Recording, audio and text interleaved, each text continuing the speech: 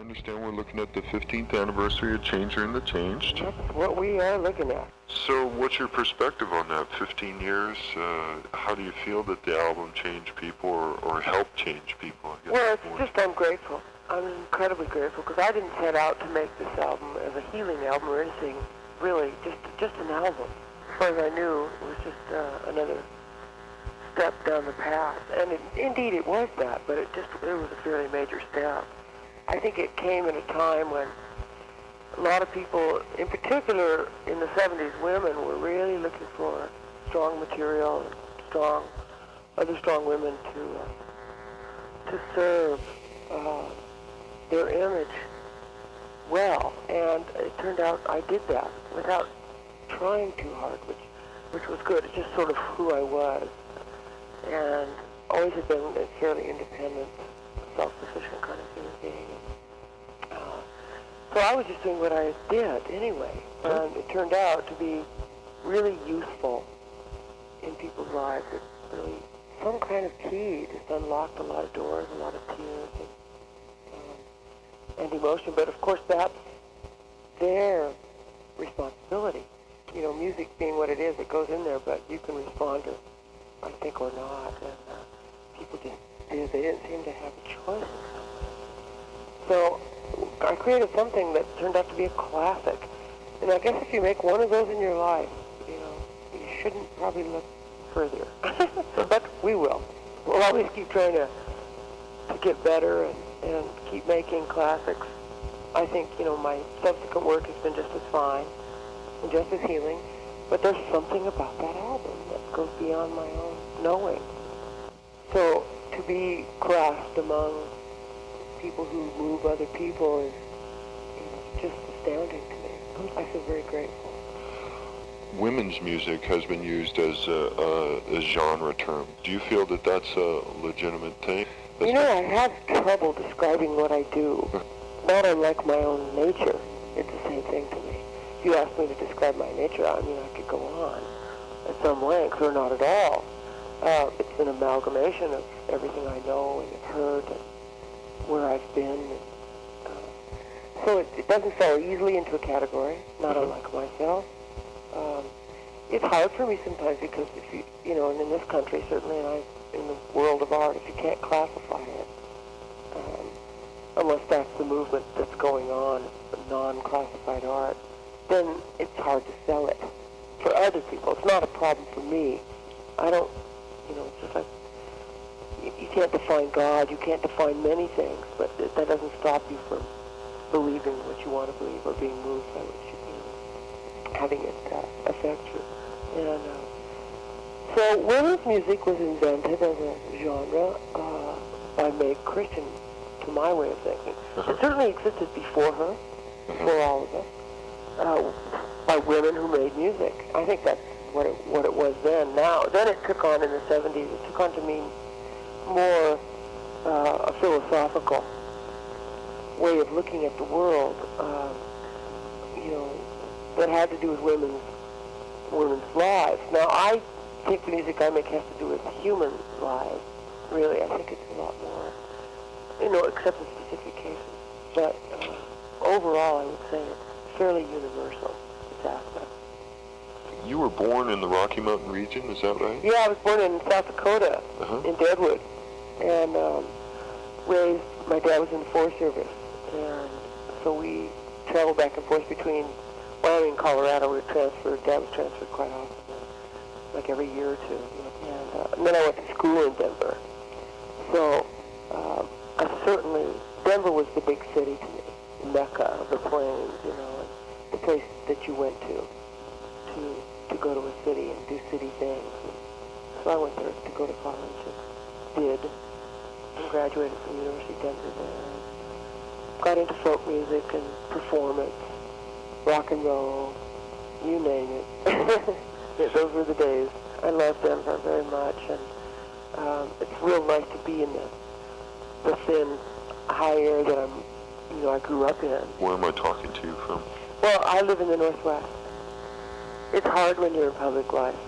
Try to keep a modicum of privacy about you. Especially when there's maybe a perception that you're helping people through times or something. Right.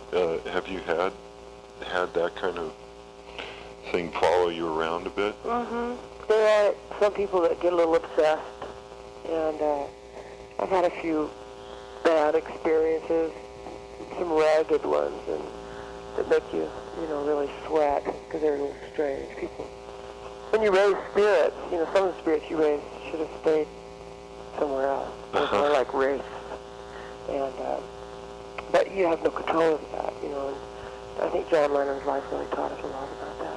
Well, you choose to live in the open and as you are, or you just try to guard your privacy a little bit, so that without hiding anything, you're just trying to have a life, So that's what I do.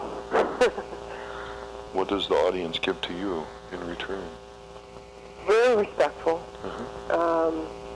much devotion, and very responsible. They go out and do, if I ask them to go give more here or go pay attention to this subject, they go do it. And it's not so much because I ordered them to, but their responses are quickened by my words or my music sometimes. So we have an ongoing relationship. You know how those are. They take work. And a lot of people have known me for years and years and years. They work on their end of it too, which is what you can hope for. And they're there. When you come into a town you've never been and people show up, well, it's just astounding. I'll never get over it. And so it's still a thrill. Still a thrill, you bet, because we don't get much airplay. I don't, and my cohorts don't either much. So we're the ones who pretty much carry the word around, and then we depend on our audiences to help us do that, to bring new people to the concerts, to turn people onto our music, and do the work that if you were on Top 40, it would be done for you. You see, everyone would know who you are. But I'm also in real good company. I mean, there are a lot of great artists and great art you just don't hear on the radio or see on TV. So. That was one question I wanted to ask, was the impact of independent music. There's been like a groundswell of, well, I guess there's always been independent music, but... Right, there's a lot more of it now, though, I think. People have taken...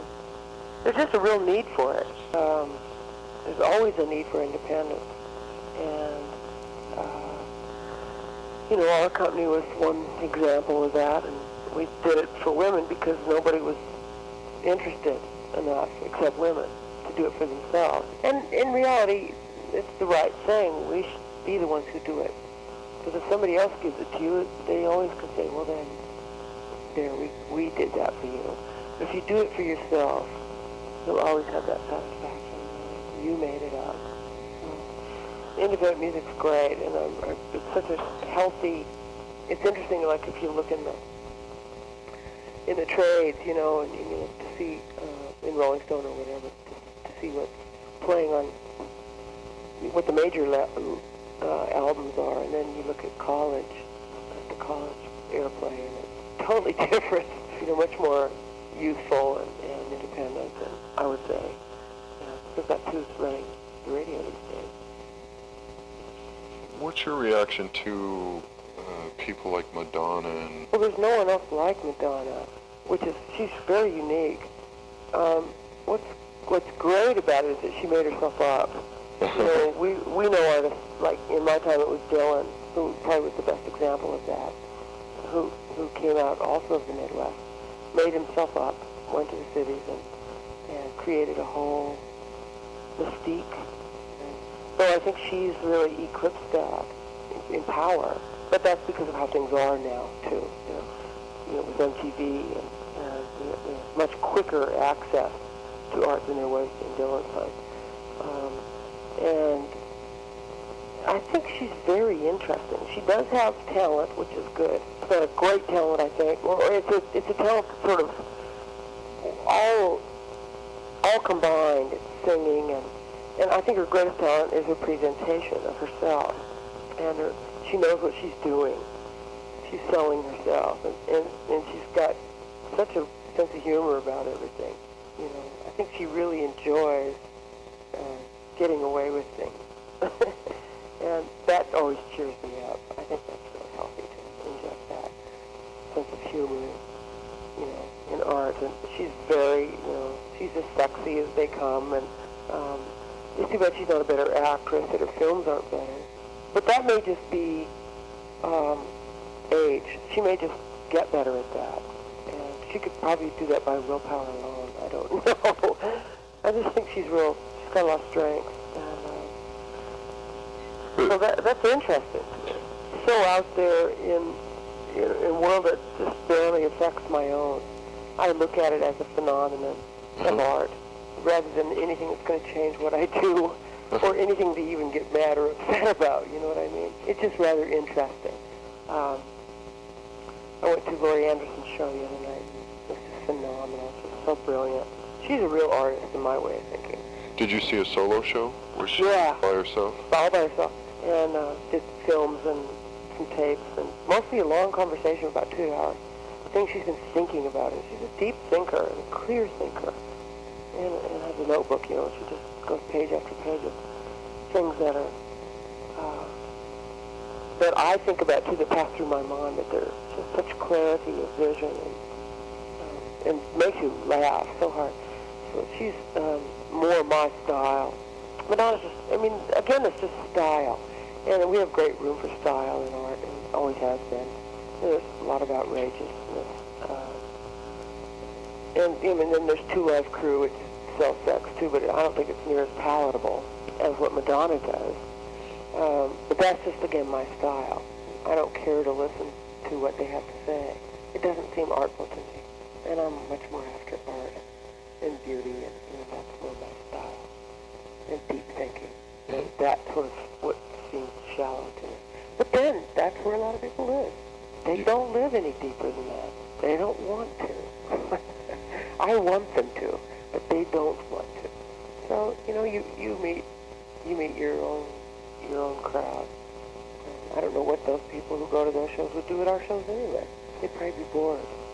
Maybe. But it's very hard to know. Art, we need that much variety, I think, for as varied a people as we are. I get much more radical about the dropping of food on Kurdish people and killing them with boxes of food. The irony in that is just unmistakable. And, I get much more full of anger at the deceptions of our government and things like that. And that's what I write about in my own way. And how it forces us where we really are anyway, which is a day-to-day life, and on our being responsible for things around us, and not waiting for other people to take care of things, because they're not going to, for anything. My audience is a great audience. They do think their attention span is more than 10 minutes. You know what I mean? And that's welcome to me. And they want to get better as human beings. They want to be whole people. I can feel that among them. Or why would they bother listening to what I say or do? So, I'm happy. I just would like it to expand, because I know there are a lot more people out there. I just worked with Randle last week, and we did a show together. And he's doing a series of classes about suffering and going beyond that and using it in your life. Creative and so forth, and he's invited various artists, and Peter Gabriel and Burning Spear and Arlo Guthrie, and they had me down. It was great because this was an audience of close to 1,000 people who come to hear Randle, but I would say 60% of them had never heard me, and they're my audience. Should have. We really are doing all the same things, but because it's called women's music, often they think it doesn't have to do with their lives. That's the hard part about being classified as whatever you are. Even if it's rock and roll. Someone like Sting, who writes incredibly intelligent music, I wouldn't exactly call that rock and roll, and I wouldn't exactly call it jazz. It's Sting's music. And like Jackson Browne or Bonnie, and Bonnie's certainly closer to blues than R&B. I mean, she's probably a little more easily classified in those ways, but that's where a classification can work against you, in as much as it was a positive idea. But that's true of any kind of classification. It's bound to hand you in at one time. So you just have to work beyond that as best as you can. And, and these, working with other people like that is very helpful for me. It gives me a chance to reach new people. What's your relationship with Olivia these days? Excellent.